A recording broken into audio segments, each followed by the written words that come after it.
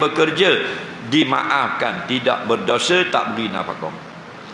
Adapun ayah sehat tidak sakit, sengaja tak beri nafkah, sengaja tidak bekerja, ayah seperti ini berdosa. Kemudian anak-anak mana pula? Dengar baik-baik. Bila ibu bapa jatuh miskin, wajib anak-anak tanggung nafkah ibu bapa. Mana-mana anak yang tak mau beri keluar belanjanya untuk menampung nafkah ibu bapa yang susah tadi, anak itu berdosa sampai mati. Contoh, ayah dia orang senang dengan mak dia, maka anak pak beradik ada di Bukit Payung, ayah ada di Dungong. Contoh, okey. Maka ketika ayah ibunya senang, anak di Bukit Payung ni sunat dia hantar duit. Bukan wajib. Sunat beri duit. Kerana ayah dia senang, mak dia senang. Ingat tak? Mak dan ayah kita senang, sunat beri hadiah. Tapi bila mak dan ayah dia miskin di Dungong tu, anak pak beradik ni kena beri duit sampai cukup makan sebulan. Contoh, mak ayah dia perlu 1,000 sebulan, pak beradik di Bukit Payung wajib kena keluar RM250 seorang sebulan. Tak keluar, berdosa. Hang lagi. Jangan main-main. Ramai orang dia tak peduli. Dia nak nafkah anak dengan bini dia saja. Sedangkan dalam kitab-kitab ulama, kalau ayah jatuh miskin, wajib nafkah ayah. Faham tak? Dah kita tak ngaji. Orang ngajar dia kata tunggang agama. Faham lagi? Jangan main-main.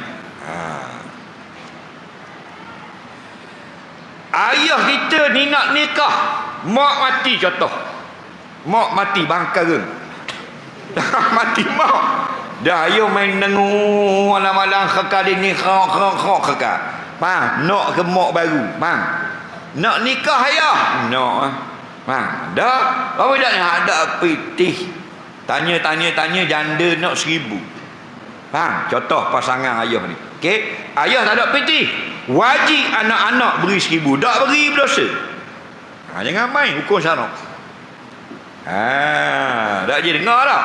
Memang dah mau tengok drama mana ada kampung dia itu. Tengok Gusti.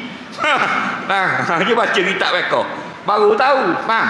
1,000 tu anak wajib kumpul pitih 1,000, bayar mas kahwin janda tadi supaya ayah boleh nikah. Tapi seorang je lah kau wajib anak bayar. Bini kedua dah wajib bayar. Mana ramai ayah boleh nikah dengan janda mak baru. Suka tak? Suka. Dah kena panggil pula. Ekor lagi dah leh. Seorang saja. Nak seorang lagi pitih sendiri dah. Yang kata ulama kata wajib anak-anak bayar, isteri pertama sahak je nak khabar nafkah. Ramai awak tak faham. Soalan seterusnya, isteri marah suami sebab suami tidak romantik. Tujuan kahwin ialah nak dapatkan jodoh suami yang romantik. Pula dah macam-macam Robin Jarindah ni. Marah ke suami pasal suami tak romantik. Dengar baik-baik orang lelaki. Perempuan dia banyak songeng, banyak banyak benda. Mu turuk je lah. Faham? Jangan turuk belaka. Botok kepala mu. Kepala mu tak apa-apa ada rambut dah. Faham? Nabi kata jangan canggah belaka. Faham lagi? Kerana perempuan itu kayu yang bengkok. Innal mar'ata khuliqat min dil'in a'la. Sesungguhnya perempuan itu dijadikan daripada tulang rusuk yang paling bengkok. Kalau kamu biarkan makin bengkok, kalau lawan sangat cepat patah.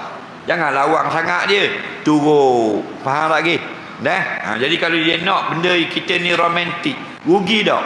Tak ada rugi apa pun. Buat romantik lah. Ambil kursus romantik banyak dalam YouTube. Faham lagi? Betul tak? Turuk je lah. Benda boleh buat. Lain dia suruh kita buat tubik api kot hidung. Bayar juga bang. Nak tubik api kot hidung. Tubik inguh. Wahak juga. Ni dia suruh romantik. Buat je lah. Faham? Ikat rebing belaka di cawang-cawang kolek-kolek tu. Romantik. Faham lagi? Syaitan mandi buh rebing buh lagu buh apa guna luar bang? Romantik. Baru dia tahu. Soalan seterusnya, kita sudah dah ambil wuduk, lepas tu baru sudah ada tinggal, tak payah layang ke guana. ke kena ambil daripada awal semula. Sebab ada orang kata tak payah ambil semula dah. Kalau kita dah ingat tu kira sunat lah. Dengar baik-baik.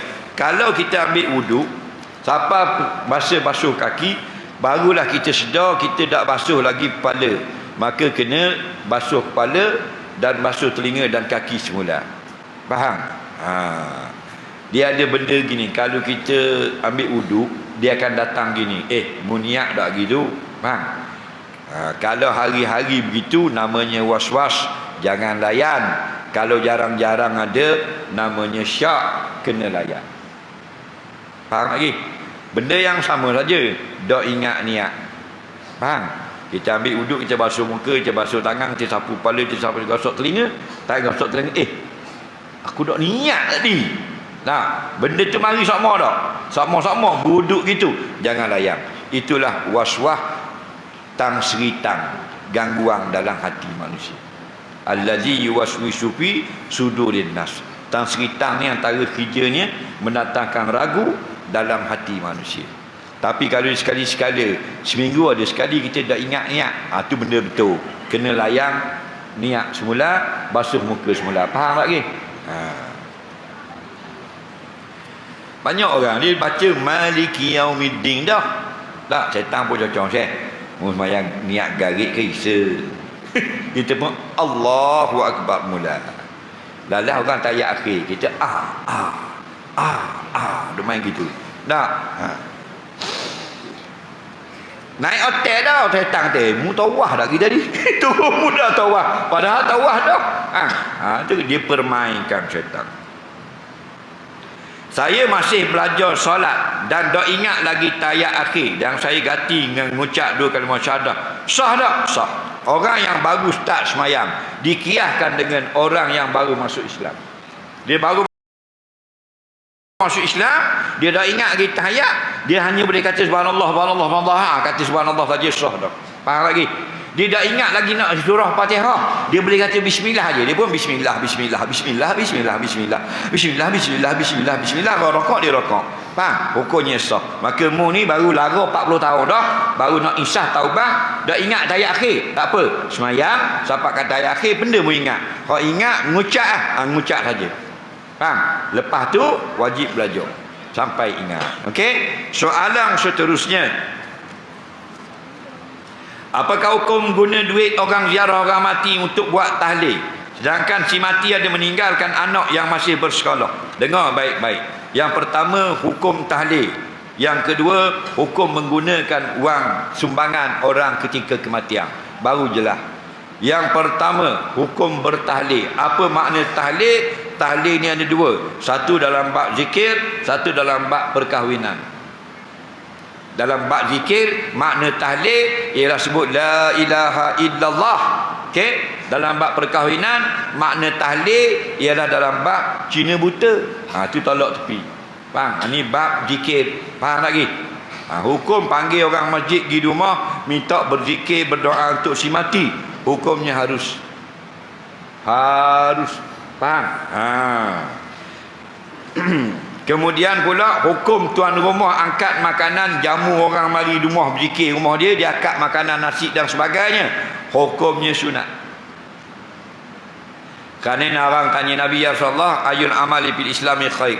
Ya Rasulullah, acu khabar ke apakah amalan dalam Islam yang terbaik? Nabi jawab, tut'imut ta'am, jamu orang makan. Okey, kita pun dah beli orang berdoa, kita jamu dia. Boleh pahala.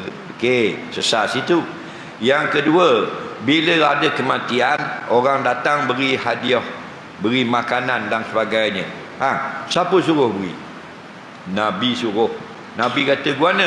Ketika Ja'far bin Abi Talib mati syahid, Nabi kata kepada wari-warah dia, kepada jiran-jiran dia, ij'alu li ali Ja'far ta'ama.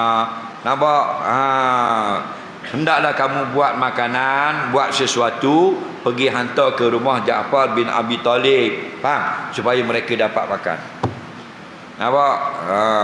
Kerana mereka sedang disibukkan dengan urusan kematian.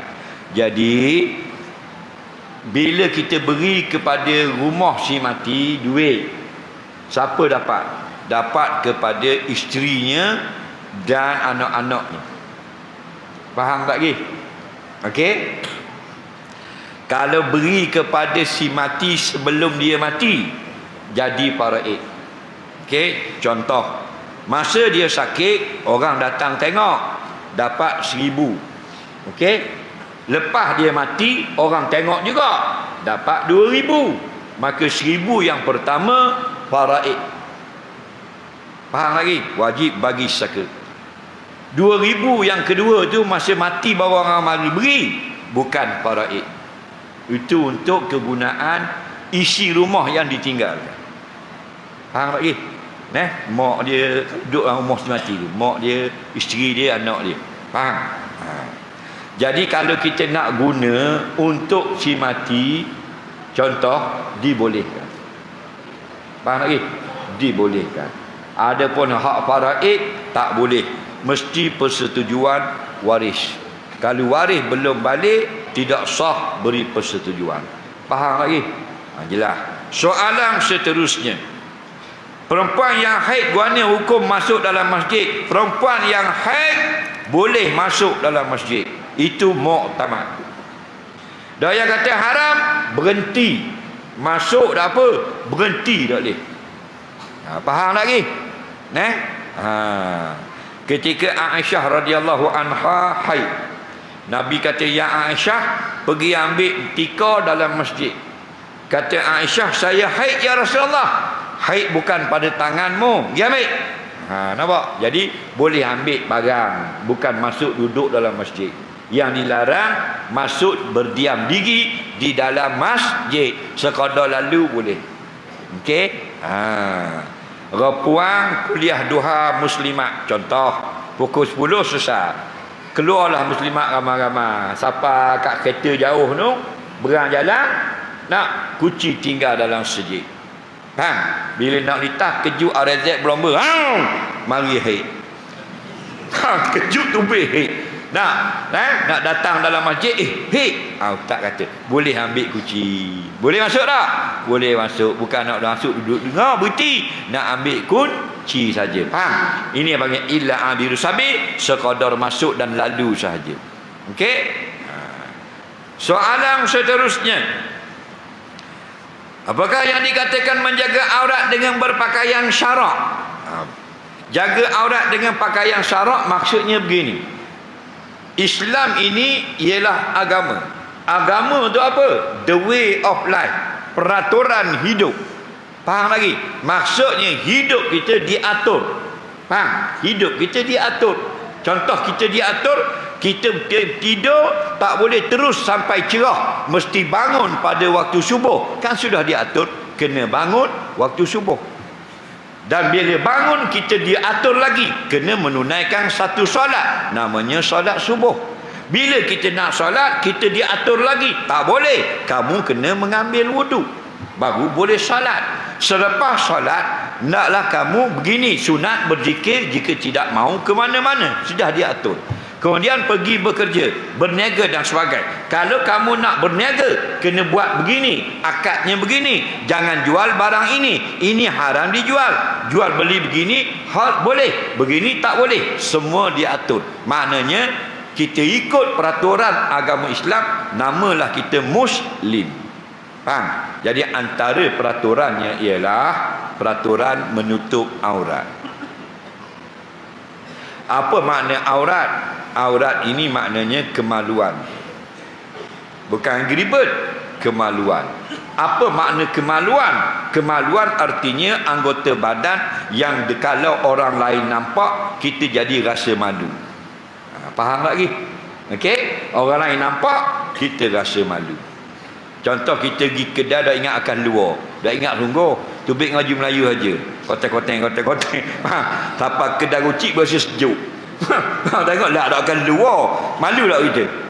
Tu panggil kemaluan. Jangan nampak yang ribut saja.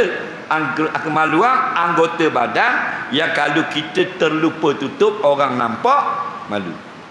Itu asal. Nampak? Makna al-aurah al-aibu. Makna aurat